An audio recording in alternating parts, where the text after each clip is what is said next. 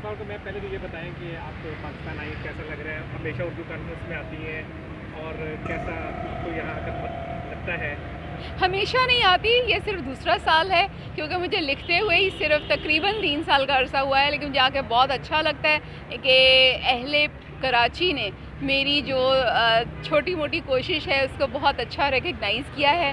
और specially corona के बाद ये सारी तकरीब में आना और सबसे नॉर्मल ज़िंदगी में लौट आना, इट्स वेरी एक्साइटिंग।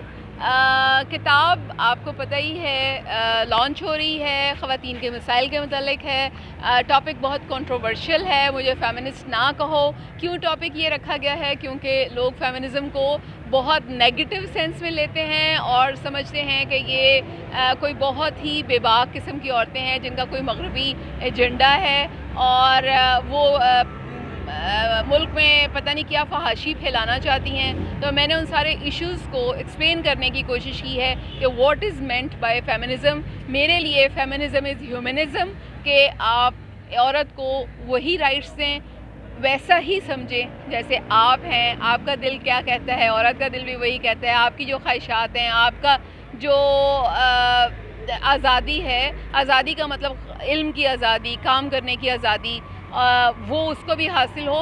इसके साथ साथ मैंने एक गायनी फेमिनिज़म का कॉन्सेप्ट इंट्रोड्यूस कराया है, क्योंकि मैं गायनोकोलॉजिस्ट हूँ और ख़वातीन के बहुत ज़्यादा प्रॉब्लम्स देखती हूँ और मैं देखती हूँ कि वो अपने प्रॉब्लम्स के साथ बहुत ज़्यादा स्ट्रगल करती हैं due to lack of awareness.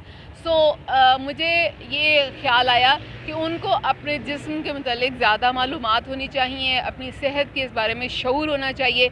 जब तक उनके पास ये इल्म और शऊर नहीं होगा, वो लिबरेट नहीं हो सकती। तो basically it's taking the charge of your body, और यही मतलब मेरी मर्ज़ी का भी है कि आप अपनी बॉडी के साथ जो भी उसको प्रॉब्लम्स आती हैं उसको आप बेहतर तौर पे सॉर्ट आउट कर सकें। इसे नेगेटिव तरीके पे नहीं लेके जाना चाहिए।